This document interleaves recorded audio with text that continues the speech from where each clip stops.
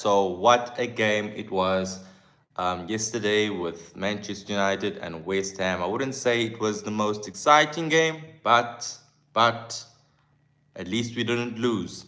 You know, that's what matters. We still had the resilience of coming out there and earning a draw against a team who was on form in West Ham United, who are currently on form.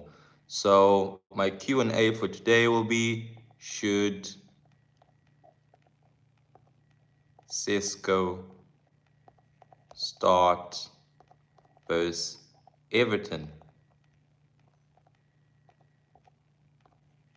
Okay, should Cisco start versus Everton? No, let's actually have it. Will Man United make top four? That's my question.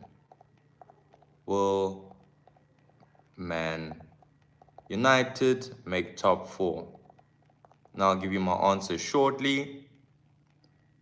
Make top four.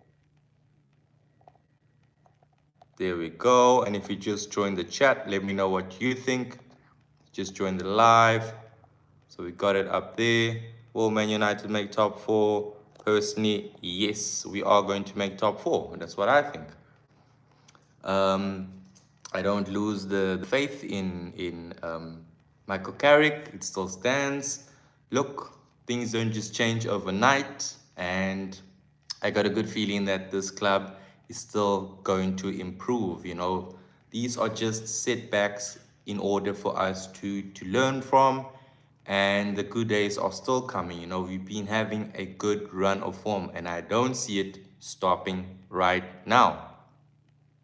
I don't see it stopping right now. So it's going to be interesting. Very, very interesting. Um, Yesterday, the game was just very much frustrating because I didn't see the same United of old. You know, things just looked a little bit more slower. It wasn't as intricate as it usually is for Michael Carrick's Manchester United. The ball was rolling a bit slower than usual. You know, the team just seemed like they weren't there. It seemed like they didn't have that sort of urgency of going out there and collecting all 3 points. You know, we left it late. Luckily for us, Benjamin Sesko was able to go out there and get the equalizer. You know, what would we do without Benjamin Sesko this season? You know, he's saved us a lot throughout the season, I feel. In the previous game against, what was it, against Fulham, and now he did it again against West Ham. So I think the signs are there, Mr. Carrick. We have to start Benjamin Sesko in our next game. You know, there is no other way. It's either we start Benjamin Sesko or we stay clueless. You know, I feel like we were clueless in this game. We didn't know exactly if we had to start Benjamin Sesko or Brian Mbuemo. You know, Michael Carrick was in two minds there. And I feel like he got it tactically wrong because coming up against West Ham, this game needed to have Benjamin Sesko started. Tian says, hi, bro. Or he says, Shao, bro. Hi there. Good to see you. If you just joined the channel, please don't forget to subscribe, guys, and get engaged. I want to know, will Manchester United end up in that top four come the end of the season?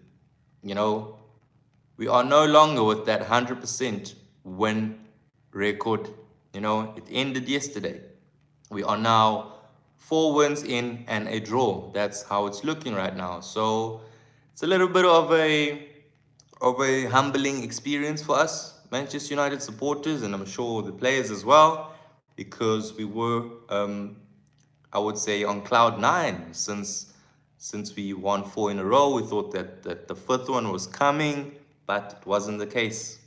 West Ham did well there, and big ups to them. Steve Logic says hi. Good evening, Steve. Good to hear from you. What are your thoughts on Manchester United drawing West Ham United? Because I was frustrated, even though I saw some glimpse of good football, typical United playing good football, but just not having that final product. And that's what annoyed me the most, you know. And also Aaron Wan-Bissaka, always, every time we play against Aaron Wan-Bissaka, he's a menace. He turns into this prime fullback for some reason. Like earlier in the game, we could have had a goal, but who was standing on the goal line? Aaron Wan-Bissaka. I don't know how he does it. I don't know how he does it. But every time we play Aaron Wan-Bissaka, he is the best fullback on the pitch. I would say Wan-Bissaka was better than Luke Shaw. He was better than our Diego Dallo in that game. And there's also Diouf, who was playing so well, he kept Ahmad at bay. I've never, ever seen Ahmad Diallo so quiet, Never seen him so quiet.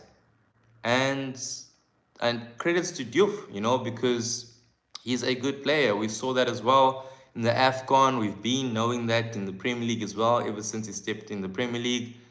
So I'm sure a lot of big clubs are going to be after his signature, especially if West Ham do get relegated.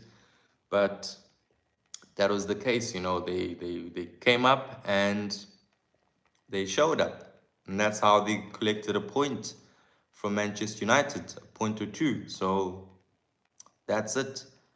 We dropped two crucial points, I would say. West Ham United could have won the game at the end. That's the main part. That's the main part that frustrated me, is that we were supposed to go out there and get those 3 points at the end of the game, but West Ham was still knocking on the door, even in the final stages. It was turning into a game, a basketball game, a game of two halves. So it was so annoying to watch.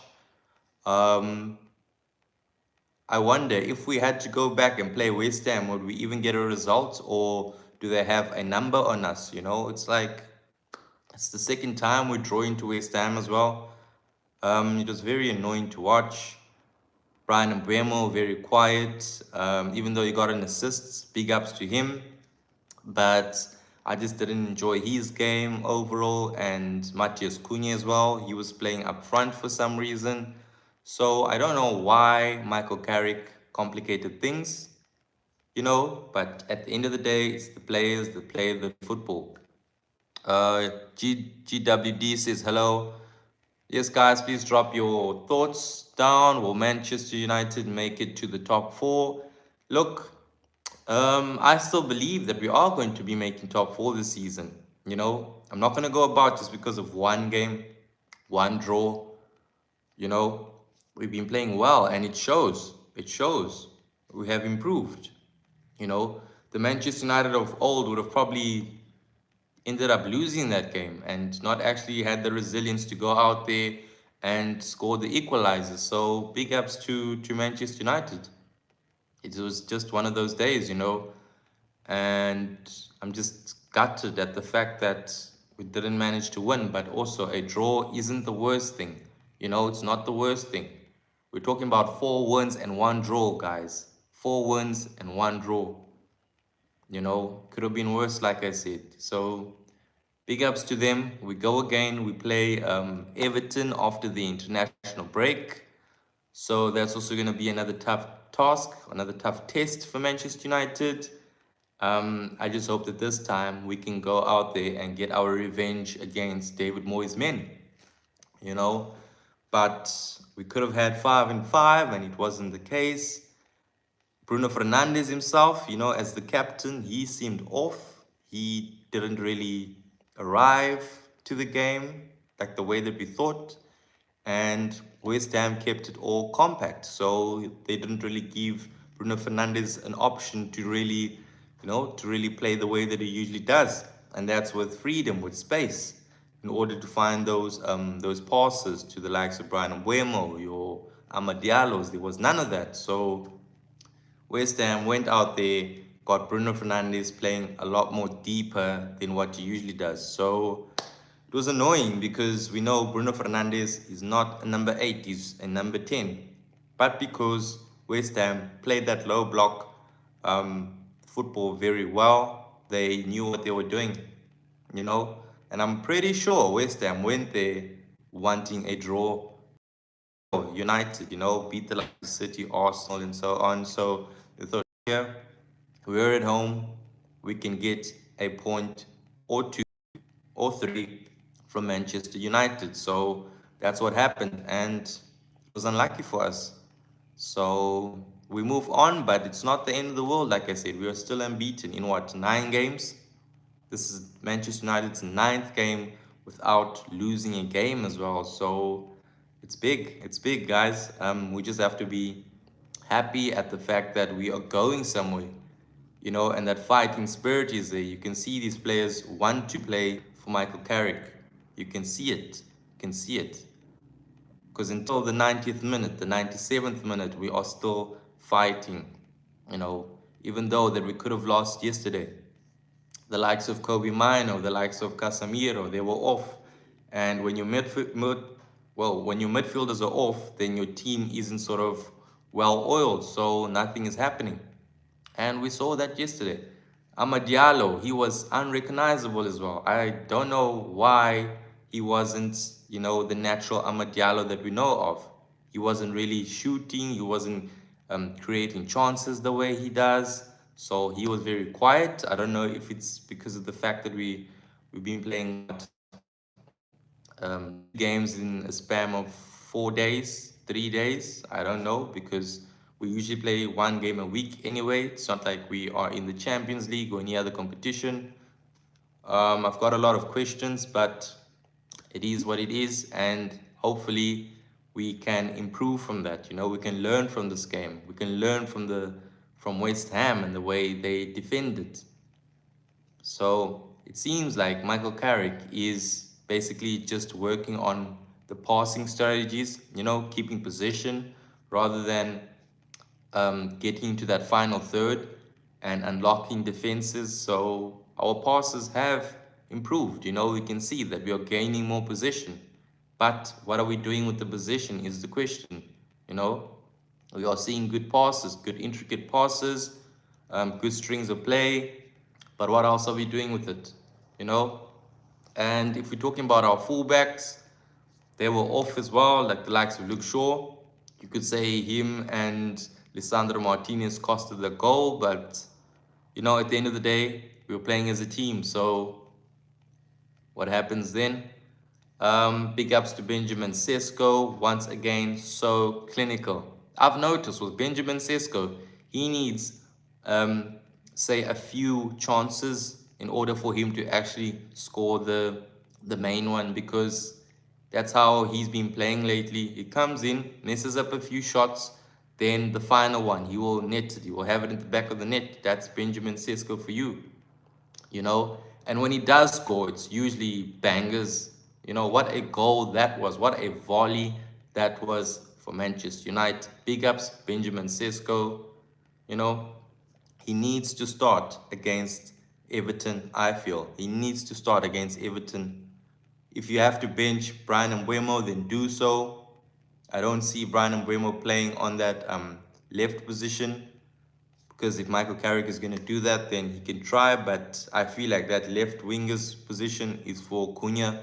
So maybe give Brian Mbeumo a rest. Even though we are going into international break, I need to see Benjamin Sesko starting.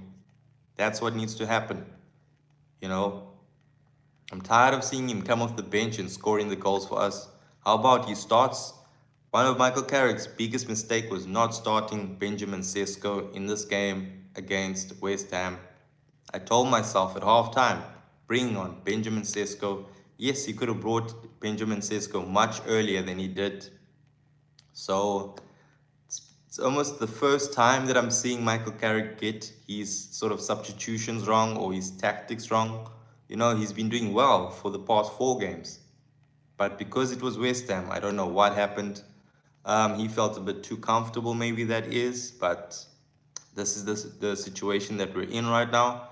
So I'm gutted, We lost points there. Points that we could have won. Just yesterday, I thought that we were in that title race. And today, I'm sort of dragged back. I'm sort of holding myself back from that thought.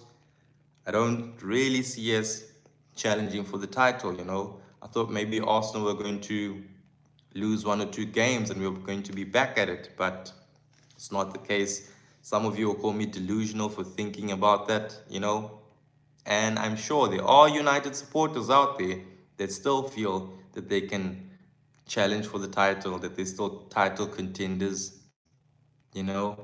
And I wouldn't say there's anything wrong with that, but the reality is we drew to West Ham. What's going to happen next? Who else are we going to be drawing against? You know, are we going to beat Everton? Because these are the sort of teams that we struggle with. It's always the bottom teams, the teams struggling for relegation. And when it comes to the top teams, the top three, the top two, we end up winning. So it's not really making sense at the moment. And I thought to myself, because of this draw, what does the higher ups think? What does the hierarchy think? You know, do they feel like Carrick is still the one? Or do they still see him as man come end of the season? Do they feel like he knows what he's doing? Or are these draws and wins all just luck, maybe? Um, do we know if Michael Carrick is the one behind these wins? You know, this good run of form, or is it his staff members? We don't know. But let's see, let's see. You know, we just have to make sure that we can keep on getting results. And the one thing I am happy about is the fact that we're still unbeaten in 2026. And I'm positive about that. I'm positive about that. But I'm not playing to be drawing against teams, you know. Yes, the fighting spirit is there, but can we win games? You know, I want 3 points. That's what I want. I'm tired of draws. We've seen a lot of draws with Ruben Amorim, you know, and we sacked him for a reason. We sacked him for something new, you know, for progress, and that's what we want to see. So hopefully things are going to change and change for the better. You know, we've got the international break coming up. Then it's Everton, I think on the 23rd. We're playing on a Monday. So even that's not supposed to be a huge fixture for us United supporters. But the fact that we don't know with Manchester United, things are just unpredictable as it is. We coming into this game with a lot of anticipation, and we're not sure if we're going to get all 3 points, or we're going to draw, or even break our unbeaten run. That's the reality of it. But what we can do is just, you know, stick to believing in Michael Carrick, Manchester United as a whole. But what we do need is obviously changes. The fact that we didn't sign anybody now in January also plays a big role, because we don't really have a big squad. We don't have players who can come in and change games for you. If we lose a Casemiro in the middle of the park, who do we bring in? Ogate. It's not like he can change the game for you. So there are big questions, you know, big questions. But what I am happy about is the fact that we got the rotation happening with Benjamin Sesko and Brian Mbeumo. So at least we know that there's competition up front. You know, I was happy with Lenny Yoro's performance as well. He hadn't played in quite a minute, um, and that's what happened. You know, we know we've got a good Lenny Yoro out there. How long is he going to be playing for? You know, so there's still Aiden Heaven as well. Things need to be asked and questions need to be answered. So I feel like the board has done us wrong here.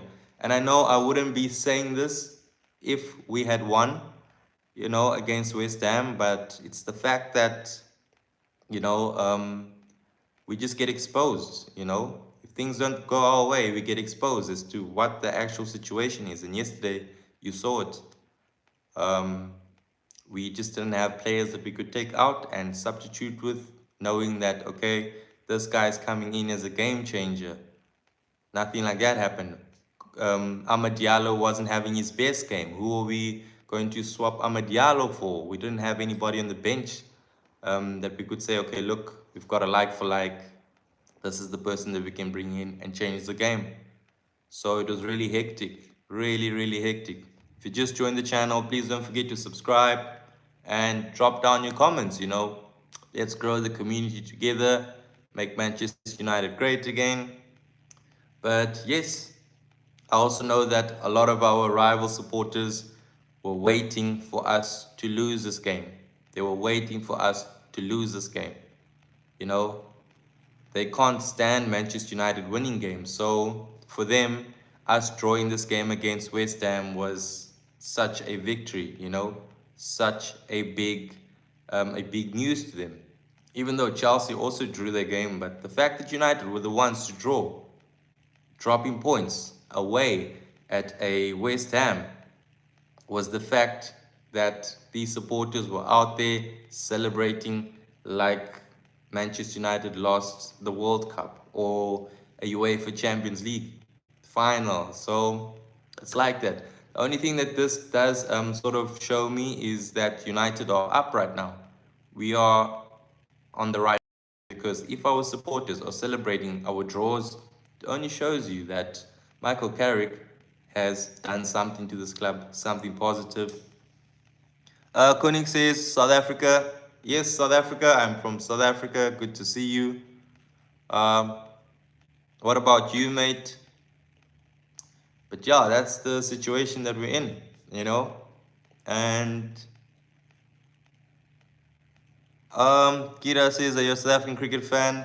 I do enjoy cricket. I was watching a little bit today, so that was interesting. Against Afghanistan, very good T20, very exciting as well. But yes, guys, that's what's happening. Uh, I do like Timber Bavuma. He's good. But yes, guys, that's the situation that we're in right now. Hopefully, we can see a better performance. I feel like this United squad owes us a better performance now. I feel like we owed a better performance this time out against Everton.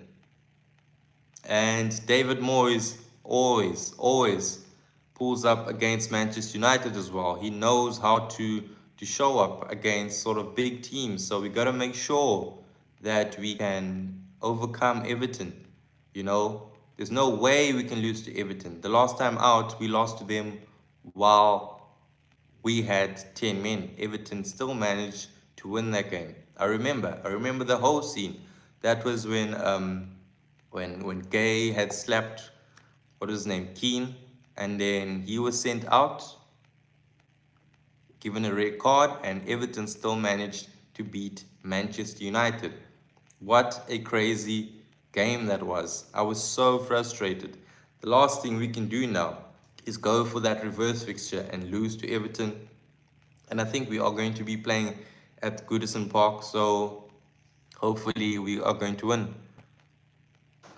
Koenig says, bro, what is your honest thought on the long hair guy? My honest opinion about Frank is the fact that I was watching a bit of his live yesterday on Kick, and I mean, look, with his emotions, with the way he was going about it, I feel like he really wanted that haircut. You could see it. I don't think anybody would want to stand there with this long bush of a hair, so uncomfortable, so irritating, and tell yourself, look, I'm okay with it. I can go on another day. So I feel like he really wanted the haircut, and apparently he's doing it for charity as well. So big ups to him. But my worry here isn't someone getting a haircut. It's the fact that Manchester United managed to not lose that game. Like, I woke up this morning and I told myself, look, it's okay. We drew. I wasn't upset. And I know a lot of the Manchester United fans were upset that we drew because some dude didn't get a haircut. So it doesn't make sense to me. Since when are we watching football for somebody to be getting a haircut? Big ups to his hustle, big ups to what he's doing in his content, but I'm here for the football, mate. We drew, and that's okay. You know, that's okay. Some dude is not cutting his hair, big ups to him. It's not the end of the world. That's my opinion. Um, What do you think about Thomas Frank sacking? What I think about Thomas Frank sacking is that was long overdue, I think, especially from going back where he was holding an Arsenal mug. I thought they should have sacked him right afterwards or on that moment, in that moment, that is. And cool manager, very characteristic, but he had to go. He had to go. And that's just the nature of football right now. Managers are just getting sacked left, right, center, and that job vacancy is just sitting at a long hole at the moment. There's a lot of managers out there waiting for a job. You got who? Your Marescas, your Ruben Amorim, um, who else? Xabi Alonso, Thomas Frank now. I think Arne Slot's going to be next. For brand deals, he wants that. Hey, big ups to him.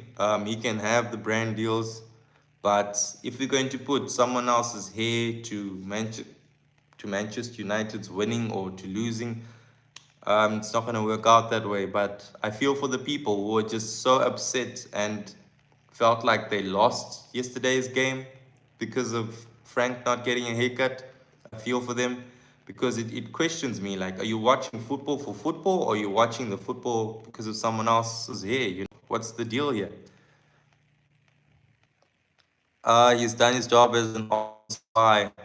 Thomas Frank. Yeah, for real. Guys, if you just joined the channel, please don't forget to subscribe. Leo Chats Football. Um, Thomas Frank out. I feel like De Zerbi is going to be in now. I got a big feeling that De Zerbi will take over because I heard that he's also left Marseille. So I wouldn't be too surprised if De Zerbi came back to the Premier League. Don't worry, Man United finished top four if they manage to win these relegation battle teams and don't fuck up for God's sake. Yes, I really hope so. I really hope so because it would be a really it would be weird if we sacked Ruben Amorim and then we had a new manager in Michael Carrick or an interim, but he couldn't do the job. It would just show exactly that the higher ups, the Manchester United higher ups, don't know what they're doing.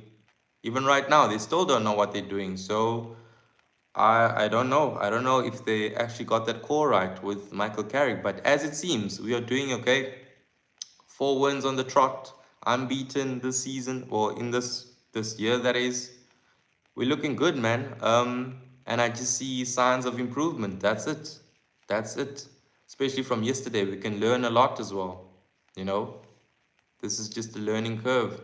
But like you say, if we do lose against the smaller teams, then there's no way of us making it to that top four, let alone top five, because we still got a hungry Chelsea out there, even though they also making some errors by drawing against Leeds from a 2-goal lead, you know.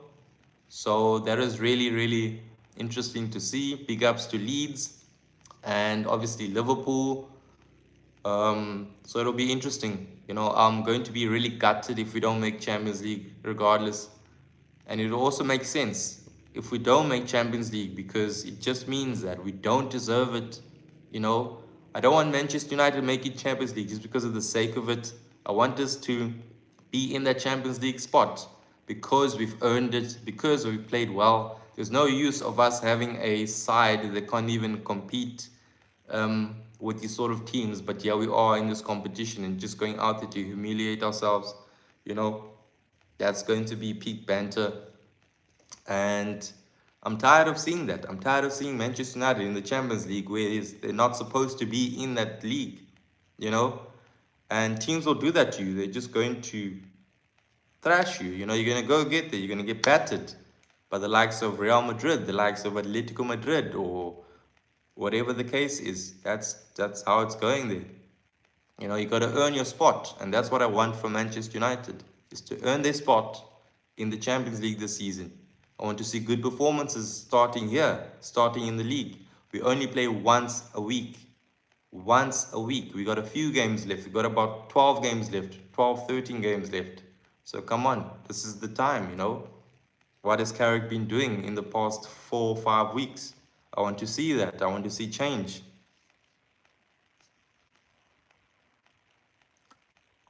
Right, or Tottenham could take interim like Ryan Mason. I wouldn't be surprised. You know, Ryan Mason is always there for an interim. But it's going to be interesting, even if, it could even be a Ruben Amorim going to Spurs. Who knows? Who knows? Um, but yes, it's interesting. It's interesting to see who's going to take that Spurs job, because Spurs have this sort of pool where they know how to bring in prolific managers. You saw they brought Mourinho once. They brought in the likes of Conte. So don't be surprised if you see a Maresca. Don't be surprised if you see a Ruben Amorim or a Xabi Alonso. It just depends on who they want, really. Like I said, the pool game is quite good, you know. And these managers, they like challenges. They would like to go there, try and win something with Spurs. So big ups to them. But yes, this is me, and this is our Manchester United take on Man United making top four. Guys, if you just joined, don't forget to subscribe, and I will be here again for the next live show. Thank you so much, and have a good evening further.